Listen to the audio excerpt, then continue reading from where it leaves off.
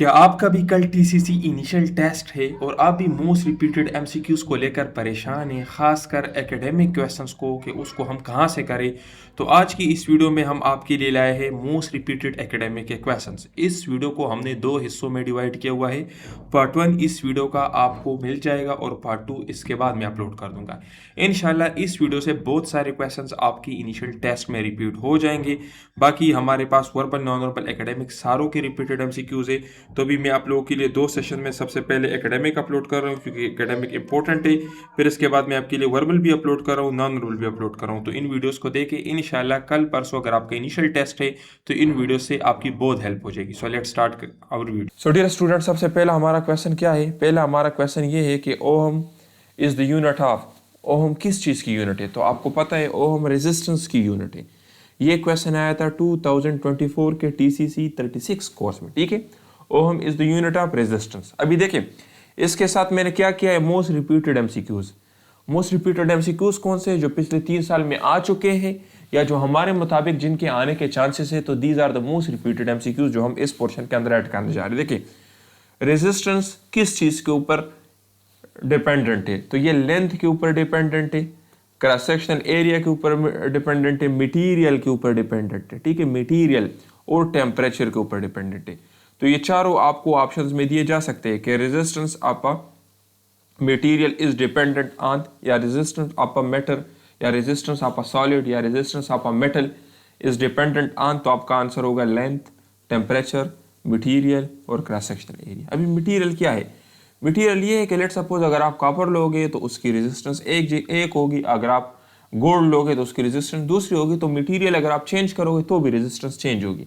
इसका फार्मूला क्या है? Resistance is equal to rho L by A. Rho क्या है? Rho is resistivity. याद रखे रेजिस्टेंस और रेजिस्टिविटी में डिफरेंस है।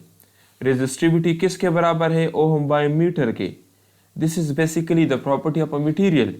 इसकी जो वैल्यू है वो कांस्टेंट होगी। ये भी आप याद रखिए कि अगर आपसे पूछे कि resistivity of a material depend on, तो ये ना हो कि आपका एक है length, temperature, cross sectional area.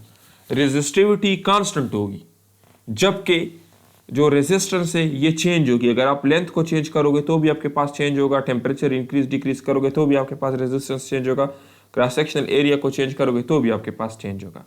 तो एक मरतबा क्वेश्चन पूछा गया था आर्मी मेडिकल कॉलेज के टेस्ट में कि अगर आपने एक मेटल को 2 हिस्सों में डिवाइड किया, मेटल को 2 पीसेज में आपने डिवाइड किया, तो आप बताएं कि रेजिस्टिविटी के साथ क्या होगा। रेजिस्टिविटी कम होगी, इंक्रीज होगी या कांस्टेंट रहेगी? तो देखिए डियर स्टूडेंट, मैंने आपको क्या कहा कि रेजिस्टिविटी आपके पास क्या है? ये कांस्टेंट है, रेजिस्टिविटी में कोई असर नहीं पड़ेगा, ठीक है। ये मटेरियल की अपनी प्रॉपर्टी होती है। जिस तरह आपका नाम लेट सपोज XYZ है, तो जो भी हो, चाहे आप जहां भी जाए, जितने भी ओल्ड हो जाए, आपका नाम ही रहेगा। तो इसी तरीके से जो रेजिस्टिविटी है ये एक मेटल की या एक कंडक्टर की प्रॉपर्टी होती है, ये चेंज नहीं होती। इसी तरीके से अगर आपसे पूछे कि आपने मेटल को 2 हिस्सों में डिवाइड किया और आप बताएं कि उसकी रेजिस्टेंस के साथ क्या होगा, तो अभी रेजिस्टेंस चेंज होगी। कैसे चेंज होगी उसका फिर अपना एक अलग फार्मूला, लेकिन वो चेंज होगी। तो रेजिस्टेंस डिपेंड करता है length, temperature, cross sectional area और मटेरियल के ऊपर, जबकि रेजिस्टिविटी जो है ये कांस्टेंट होगी। चाहे आप मटेरियल को चेंज करें, चाहे आप लेंथ चेंज करें, एरिया चेंज करें, ये मटेरियल की अपनी प्रॉपर्टी होती है, ठीक है। और इसका यूनिट क्या है? ओहम पर मीटर, ठीक है। तो इसके अलावा जो ओहम ला है, तो ओहम ला हमारे पास किसके बराबर है? V is equal to IR। और अभी ओहम ला के मुताबिक रेजिस्टेंस किसके बराबर होगा? वोल्टेज डिवाइड बाय I, ठीक है, करंट। तो ये इसके बराबर है। बाकी यहाँ पर मैंने दूसरा क्या पॉइंट हिट किया है कि रेजिस्टिविटी ये क्या है?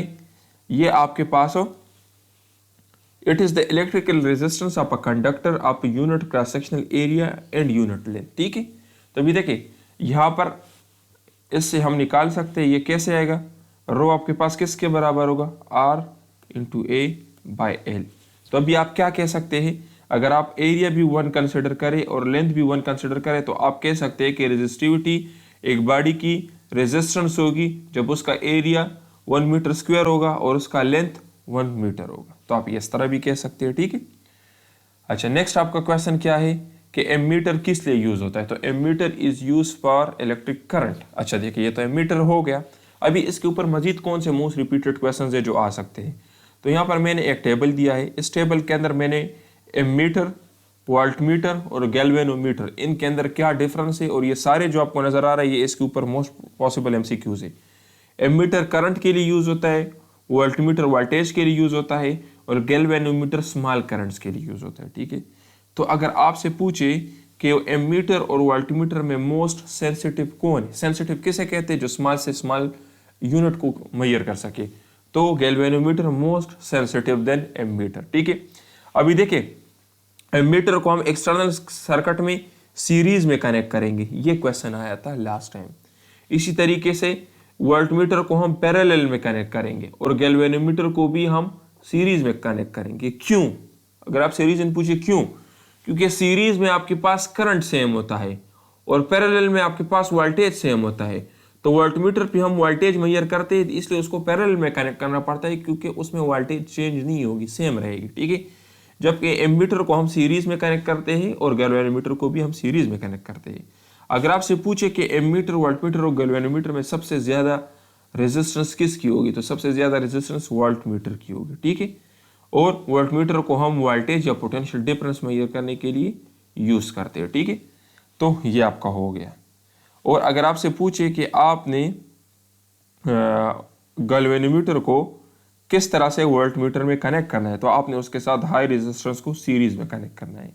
आप अगर आपसे पूछे कि उसको वोल्टमीटर में किस तरह कन्वर्ट करना है, तो आपने क्या करना है, उसके साथ तो कैन बी कन्वर्टेड थ्रू, तो ये ठीक है।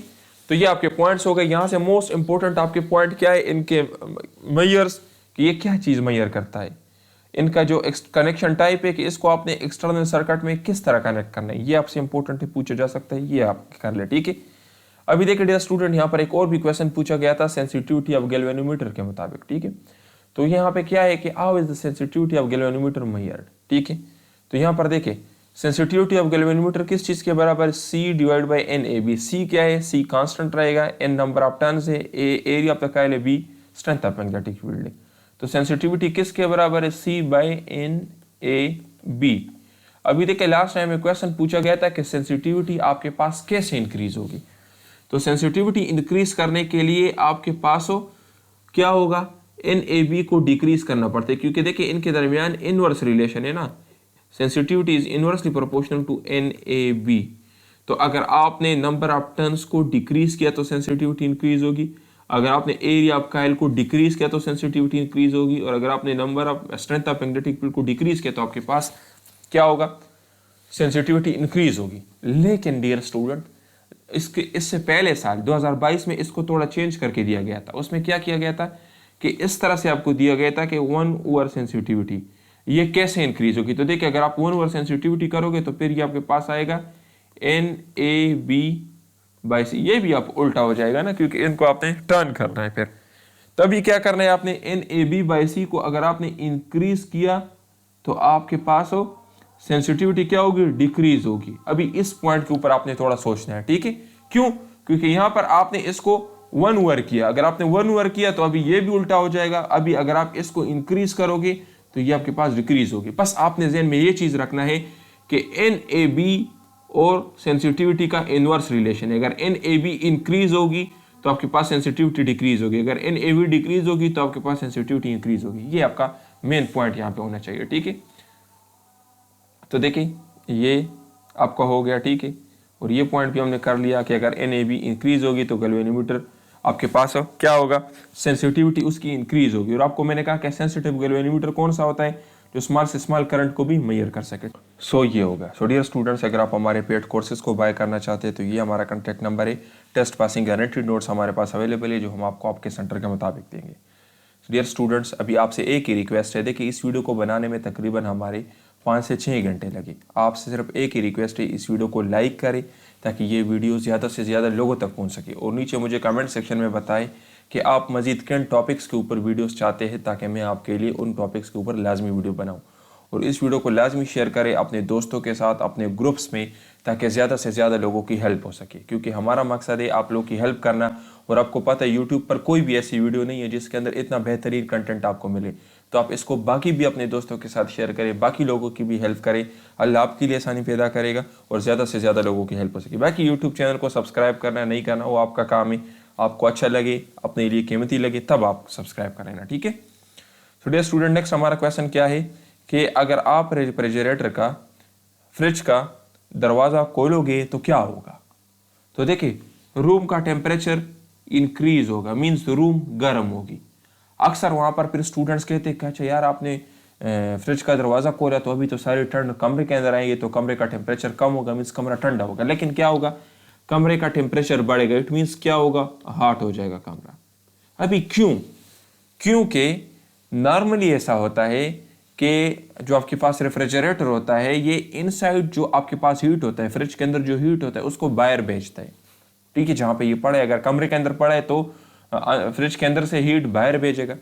अभी जब आपने दरवाज़ा ओपन किया तो ये हीट भी बाहर भेज रहा है और जो बाहर का टेम्परेचर है तो उससे फिर हीट ले आ रहा है, फिर बाहर भेज रहा है। तो अभी ये वर्क कर रहा है as a heat engine, as a heat engine अभी ये काम कर रहा है। तो इसलिए कमरे का टेम्परेचर क्या होगा, इंक्रीज होगा। तो अगर आपसे पूछे कि what will happen if you keep the refrigerator door open, तो आपने कहना है कि temperature of the room will increase, कम नहीं होगा, ठीक है। याद रखें, ये अक्सर स्टूडेंट गलत करते हैं, कम नहीं होगा, बढ़ेगा। क्यों? क्योंकि अभी फ्रिज काम और ज्यादा करेगा ना, क्योंकि उसने ठंडा करने की कोशिश करनी है और काम करेगा, उसका कंप्रेसर और गैस को कंप्रेस करेगा, वहां पे हीट प्रोड्यूस होगी और हीट रूम में आएगी तो रूम का टेम्परेचर बढ़ेगा, ठीक है। और ये काम करेगा एज ए हीट इंजन। अभी देखिए और भी क्वेश्चन यहाँ से थर्मोडायनेमिक्स चैप्टर से पूछे गए, ओ मैं सारे आपको समझा देता हूँ, जस्ट ये कर ले, it's more than enough for your thermodynamic chapter. Boiling of water कौन सा एग्जाम्पल है, तो ये आइसोथर्मल एग्जाम्पल है। आइसोथर्मल कौन सा होता है, जिसमें टेम्परेचर कांस्टेंट हो। अच्छा देखिए, साउंड जब एयर के अंदर ट्रेवल करता है तो कौन सा प्रोसेस होता है, आइसोबैरिक प्रोसेस होता है। आइसोबैरिक कौन सा प्रोसेस होता है, जिसमें प्रेशर कांस्टेंट हो। अच्छा देखिए, अगर गाड़ी की टायर जो है वो फट जाए तो ये कौन सा प्रोसेस है, तो ये एडियाबैटिक प्रोसेस है। एडियाबैटिक प्रोसेस कौन सा होता है, जिसमें हीट का एक्सचेंज जीरो हो। ये लास्ट टाइम पूछा गया था, ठीक है। ये 2024 में ये वाला क्वेश्चन भी पूछा गया था, ये आर्मी मेडिकल कॉलेज के टेस्ट में भी पूछा गया है, टीसीसी में भी पूछा गया है और इवन ईपीएन कैडेट में भी आया था कि अगर टायर फट जाए तो ये कौन सा प्रोसेस होगा। तो this is adiabatic process. Adiabatic process कौन सा होता है, जिसमें हीट कांस्टेंट हो, ठीक है। फिर आता है साइक्लिक प्रोसेस। साइक्लिक प्रोसेस कौन सा होगा, जिसके अंदर इंटरनल एनर्जी कांस्टेंट होगी। इसके अलावा एक क्वेश्चन ये भी पूछा गया था कि एंट्रोपी भी इसके अंदर कांस्टेंट होगी। एंट्रोपी क्या है, डिसऑर्डर है ना, तो एंट्रोपी भी इसके अंदर क्या है, कांस्टेंट होगी। अभी साइक्लिक प्रोसेस किस किस में होता है, तो ये आइडियल हीट इंजन और रेफ्रिजरेटर ये साइक्लिक प्रोसेस के अंदर काम करते हैं। साइक्लिक प्रोसेस क्या होता है, जिसमें पॉइंट ए से अगर लेट सपोज पूरा प्रोसेस स्टार्ट हो जाता है तो फिर वापस पॉइंट ए की तरफ आता है, ठीक है, पूरा साइकिल में घूमता है। तो उसके फिर 4 फेजेस है, आप चेक कर ले, ठीक है। तो साइक्लिक प्रोसेस में आपके पास change in internal energy zero होगी, चेंज इन एंट्रोपी जीरो होगी, कार्नोट हीट इंजन और इसके अलावा refrigerator works on cyclic process, ठीक है। नेक्स्ट आपका क्वेश्चन क्या है कि सिनोनिम ऑफ ब्लेम। ब्लेम का सिनोनिम क्या है, ब्लेम किसे कहते हैं, किसी के ऊपर तनकीद करना, ठीक है, किसी के ऊपर उंगली उठाना, तो क्रिटिसाइज इसका सिनोनिम है। अच्छा और क्या इसके रिपीटेड सिनोनिम आ गए हैं, तो एक्यूज भी आ सकता है, ठीक है। इसके अलावा अगर आपसे इसका एंटोनिम पूछे तो वो क्या है, प्रेस, तारीफ करना, तनकीद करना और तारीफ करना। तारीफ करना इसका अपोजिट है ना। नेक्स्ट आपका क्या है डियर स्टूडेंट, तो एक्सक्यूज। एक्सक्यूज का सिनोनिम क्या है, तो जस्टिफिकेशन, सफाई पेश करना, ठीक है। इसके अलावा एक्सप्लेनेशन, ठीक है। इसके अलावा रीजन और फॉरगिवनेस, माफ करना, ठीक है। सो नेक्स्ट आपका क्या है कि वाइल्ड। वाइल्ड का एंटोनिम क्या है, वाइल्ड किसे कहते हैं, जो जंगली होते हैं। अभी टेम्प्ट किसे कहते हैं, फालतू, जिसको हमने घर में पाला होता है, ठीक है। वाइल्ड जंगली को कहते हैं, टेम्प्ट घर में पाले हुआ, ठीक है। इसके और क्या है, तो डोमेस्टिकेटेड घर में पाले हुए, कल्टिवेटेड, ठीक है, ये दोनों। डियर स्टूडेंट्स, ये हमारे टीसीसी का टेस्ट पासिंग गारंटेड नोट्स है। इसके अंदर हम आपको वर्बल देंगे जिसमें वर्बल के सारे ट्रिक्स अवेलेबल है, नॉन वर्बल देंगे जिसमें नॉन वर्बल के ट्रिक्स अवेलेबल है। वर्बल नॉन वर्बल के टोटल 250 क्वेश्चंस होंगे और इसी से आपके टेस्ट के अंदर 64 नॉन वर्बल और 84 वर्बल, यही से कि कोई भी क्वेश्चन बाहर से नहीं होगा। और हमारे हर क्वेश्चन के साथ, चाहे वर्बल का क्वेश्चन हो चाहे नॉन वर्बल का क्वेश्चन, उसके अंदर ट्रिक्स लिखी गई है ताकि आप उसको कम से कम टाइम में सॉल्व कर सके। इसी तरीके से कंप्लीट एकेडमिक आपको देंगे, ये आपके सेंटर के मुताबिक होगा, इसमें हाई यील्ड चीज़ें होगी। अभी देखिए फर्स्ट ईयर सेकंड ईयर का कोर्स तो इतना ज़्यादा है कि आप उसको कवर नहीं कर सकते, तो हमने क्या किया है, हमने बिल्कुल सेंटर के हिसाब से सेलेक्टेड नोट्स बनाए ताकि आप उसको कम से कम टाइम में कवर कर सकें, जिसमें हम आपको स्ट्रेटेजी बताएंगे कि आपने मैथ्स कैसे कवर करना है, आपने केमिस्ट्री कैसे कवर करनी है, फिजिक्स के हमारे हाई यील्ड नोट्स हो गए, इंग्लिश के हमारे हाई यील्ड नोट्स हो गए, पास्ट पेपर्स हम आपको प्रोवाइड करेंगे ताकि आपको आइडिया हो जाए कि पास्ट पेपर्स हमने कैसे सॉल्व करना है। जिस तरह इस वीडियो के अंदर मैं आपको सॉल्व करवा रहा हूँ, तो पास्ट पेपर से आपको बहुत सारे क्वेश्चंस रिपीट हो जाते हैं, तो हम आपको एक्यूरेट पास्ट पेपर्स भी देंगे। तो ये हमारा कंप्लीट कोर्स होगा, ठीक है। इसके अंदर आपको क्या मिलेंगे, अभी हम आपको वर्बल और नॉन वर्बल के लेक्चर्स भी प्रोवाइड कर रहे हैं। इस नॉर्मल कोर्स की फीस 8,500 थी, अभी हमने क्या किया है, अभी हमने इसकी फीस सिर्फ और सिर्फ 5,000 रखी हुई है पहले 30 स्टूडेंट्स के लिए, ठीक है। कल से मैं बता रहा हूँ 30 स्टूडेंट्स के लिए भी हमारे पास तकरीबन 18 सीट्स अवेलेबल है। इसके अंदर हम आपको वर्बल नॉन वर्बल के लेक्चर्स भी देंगे, एक दिन में आपके वर्बल नॉन वर्बल के लेक्चर्स कवर हो जाएंगे। इसके अलावा इसके अंदर वर्बल की 13 टाइप्स होंगे, नॉन वर्बल की 5 टाइप्स होंगे, कंप्लीट एकेडमिक होगा जिसमें फिजिक्स आ जाता है, जिसमें इंग्लिश आ जाता है, मैथ्स की स्ट्रेटेजी आपको बताएंगे कि कैसे कवर करना है, कौन कौन से एरियाज इंपॉर्टेंट है। इसी तरीके से केमिस्ट्री के आपको कंटेंट बताएंगे कि कौन कौन से एरियाज कवर करना है, कैसे कवर करना है। बाकी ये सेलेक्टेड नोट्स होंगे, जिस सेंटर से आपने टेस्ट देना है उसी सेंटर के मुताबिक हम आपको नोट्स देंगे, और इसके अंदर पास पेपर्स भी आपको मिलेंगे पिछले 3 सालों के, ताकि आपको आइडिया हो जाए कि क्वेश्चंस किस तरीके से आ रहे हैं। क्योंकि पास पेपर्स को हम आपको एक तरीकेकार बताएंगे कि कैसे सॉल्व करना है, जिस तरह इस वीडियो के अंदर मैं करवा रहा हूँ। तो अगर आप उसी तरीके से कर लेते तो आपका मैक्सिमम पोर्शन इंशाल्लाह कवर हो जाएगा, और आपके टेस्ट में 85% से ज़्यादा मार्क्स होंगे। क्योंकि सिर्फ टेस्ट पास करना लाजमी नहीं है, आपने टेस्ट के अंदर ज़्यादा मार्क्स लेने हैं, तब आपका नाम मेरिट में आएगा। आप लोगों ने देखा होगा यूट्यूब पर बहुत सारे लोग हैं जो आपको कहेंगे कि 1000 रुपये हमें दे दे, 500 हमें दे दे, हम आपको नोट्स दे देंगे, और वो फजूल किस्म के नोट्स होते हैं जो उन्होंने एक जगह से दूसरी जगह से डाउनलोड किए होते हैं, और आपको भी पता है, आप खुद भी समझदार हो कि उससे कोई क्वेश्चन नहीं आता, और ना उतने ज़्यादा नोट्स कवर किए जा सकते हैं। तो हमारा टीचर सपोर्ट भी आपको मिलेगा, किसी भी चीज़ की समझ नहीं आती तो टीचर से पूछ सकते हो। 8,500 इसकी नॉर्मल कीमत है, अभी इसके ऊपर हमने डिस्काउंट लगाया हुआ है, 5,000 का आपको मिलेगा, और तकरीबन 18 सीट्स हमारे पास अभी करंटली इस वक्त अवेलेबल है, ठीक है। इसके बाद नॉर्मल हम 8,500 फी चार्ज करेंगे। नेक्स्ट हमारा क्वेश्चन क्या है कि कम्यूटेटिव लॉ के अंदर कौन कौन सी प्रॉपर्टीज होती है। तो इसके अंदर एडिशन की प्रॉपर्टी होती है, मल्टीप्लिकेशन, सब्ट्रैक्शन और डिवीजन की प्रॉपर्टी इसके अंदर नहीं होती, ठीक है। तो ये क्वेश्चन मैथ से आया था। अभी नेक्स्ट आपका क्वेश्चन क्या है कि मोस्ट रिएक्टिव कार्बोकैटायन कौन सा होता है। तो देखिए आपके पास कार्बोकैटायन क्या होता है, carbon with positive charge is called carbocation. तो मिथाइल कार्बोकैटायन सबसे ज़्यादा स्टेबल होता है, रिएक्टिव होता है।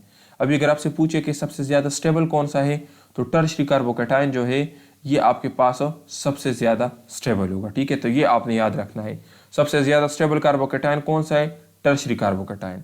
सबसे ज़्यादा रिएक्टिव कार्बोकैटायन कौन सा है, तो मिथाइल कार्बोकैटायन, ठीक है। तो CH3+ ये आपके पास सबसे ज़्यादा रिएक्टिव है, और अगर जो आपके पास ये है CH3, ये सबसे ज़्यादा स्टेबल है, ठीक है।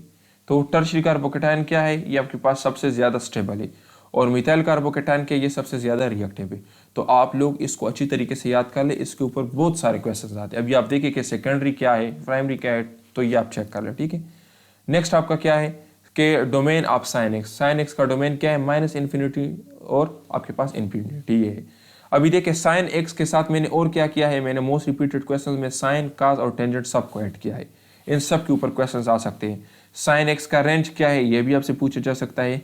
कॉज एक्स का डोमेन क्या है, ये भी आपसे पूछा जा सकता है, ठीक है।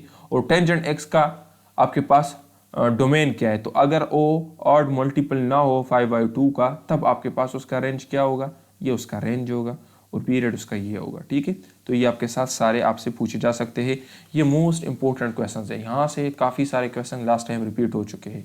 तो आपके लिए क्या है कि आप लोग अपने मैथ्स बुक से ये जो इंटीग्रेशन है, डिराइवेशन है, सेट्स है, मैट्रिसेस है, ये चैप्टर्स लाजमी कवर कर लें। इंटीग्रेशन, डिराइवेशन, सेट्स, मैट्रिसेस, ठीक है।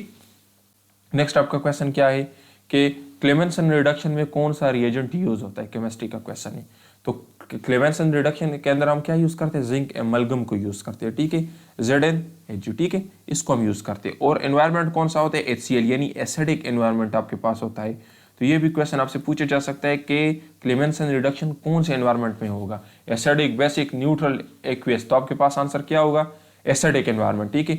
अभी क्लेमेंसन रिडक्शन क्या है, क्लेमेंसन रिडक्शन में हम अल्डिहाइड और कीटोन को रिड्यूस करते हैं, उसकी रिडक्शन करते हैं किस चीज़ में, अल्केन में। तो ये आपके पास क्लेमेंसन रिडक्शन, यहाँ पर देखिए हमने कीटोन दिया हुआ है, हमने जिंक एमलगम दिया है, HCl दिया हुआ है, एसिडिक एनवायरनमेंट है, और उसको कन्वर्ट किया किसके अंदर, अल्केन के अंदर, ठीक है। तो नेक्स्ट आपका क्वेश्चन क्या है कि acidity order, carboxylic acid, phenol और अल्कोहल, इसमें सबसे ज़्यादा एसिडिक कौन सा है, ये क्वेश्चन आपसे पूछा गया था। तो देखिए डियर स्टूडेंट, कार्बोक्सिलिक एसिड सबसे ज़्यादा एसिडिक है आपके पास, फिर उसके बाद फिनोल है और फिर उसके बाद अल्कोहल है। तो इसके ऊपर आपसे क्वेश्चन पूछे जा सकते हैं, नहीं कि डायरेक्ट आपको ये लाइन पूछा जाए, आपसे एग्जांपल के थ्रू भी पूछा जा सकता है कि CH3COOH, ROH और इसके अलावा ये फिनोल, इनमें सबसे ज़्यादा अगर आपको यहाँ इस तरह दिया जाए कि इसमें सबसे ज़्यादा एसिडिक कौन सा है, तो आपका आंसर होगा ये कार्बोक्सिलिक एसिड। ठीक है, ये अल्कोहल उसके बाद आएगा, फिनोल उसके बाद आएगा, अल्कोहल सबसे लास्ट में आएगा। अभी कार्बोक्सिलिक एसिड क्यों सबसे ज़्यादा एसिडिक है? क्योंकि उसके अंदर रेजोनेंस का स्ट्रक्चर है। ठीक है, रेजोनेंस उसके स्ट्रक्चर को स्टेबलाइज करता है, तो इसलिए वो जल्दी H+ को लॉस करेगा। ठीक है, फिनोल क्यों? क्योंकि इसकी ये लेस एसिडिक है क्योंकि इसके अंदर लोकलाइज नेगेटिव चार्ज होता है, तो वापस हाइड्रोजन को गेन कर सकता है, जबकि अल्कोहल के अंदर रेजोनेंस नहीं होता और वो बहुत इजीली हाइड्रोजन प्लस को लॉस नहीं करते, तो इसलिए वो आपके पास क्या होते हैं, वो आपके पास वो लीस्ट एसिडिक होते हैं। ठीक है, नेक्स्ट आपका क्वेश्चन क्या है कि one comes from into function, 1-to-1 function का पूछा गया, तो इसको इनवर्स फंक्शन भी कहते हैं। ठीक है, ये इसका आंसर है। अभी देखिए डियर स्टूडेंट, इनवर्स फंक्शन क्या होता है? इनवर्स फंक्शन ये होता है जो आपके पास पूरे इफेक्ट को कैंसिल करके वापस ओरिजिनल फंक्शन की तरफ ले जाए, इसको कहते हैं इनवर्स फंक्शन।